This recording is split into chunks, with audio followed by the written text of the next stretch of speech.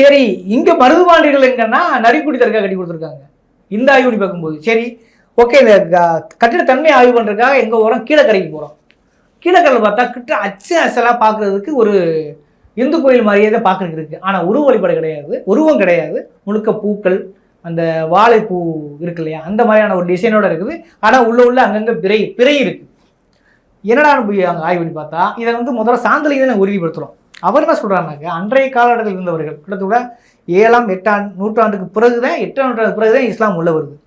அப்ப அங்கிருந்து வர்றவங்க வந்து இங்க என்ன ஒரு கல்ச்சர் கட்டிடக்கலை இருந்ததோ, குறிப்பாக திராவிடக்கலை என்று சொல்லக்கூடிய கட்டிடக்கலை இருந்ததோ, அந்த கட்டிடக்கலை அங்கு உள்ள கொள்ளர்கள் தச்சர்கள் தான் வந்து பாத்தீங்கன்னா இந்து கோயிலுக்கும் கோயில் கட்டுறேன், சமணருக்கும் கோயில் கட்டுறேன், இஸ்லாமுக்கும் கோயில் கட்டுறேன். ஆனா அவன் தெரிஞ்சது ஒரே பண்படுத்தேன், அவன் என்ன அவனுக்கு வேற தொழில்நுட்பம் தெரியாது. அப்ப அங்க உருவத்தோட கட்டுறேன், அங்க உருவம் இல்லாம கட்டுறேன், அவ்வளவுதான் வித்தியாசம், அவ்வளவுதான் வித்தியாசம். சரிங்களா? அப்ப அதை தாண்டி நீங்க உள்ள வந்து சைவர்கள் எப்படி வந்தார்களோ, சமணர்கள் எப்படி வந்தார்களோ, அதே போல இஸ்லாமும் இங்க வந்தது, அவ்வளவுதான்றாரு தவிர.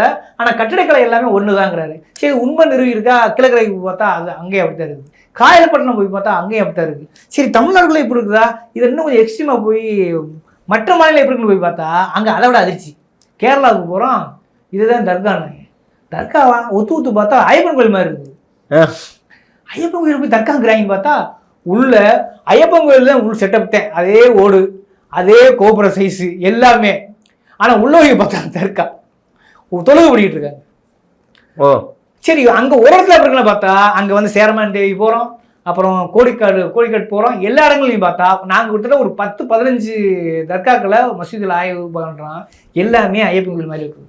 அப்ப அங்க உள்ள கல்ச்சர் ஒன்று இருக்குல்ல, கேரளா கல்ச்சர் இருக்கு இல்லையா, அதுக்கு தகுந்தபடி கட்டிடக்கலை அங்க அப்படி மாறுது.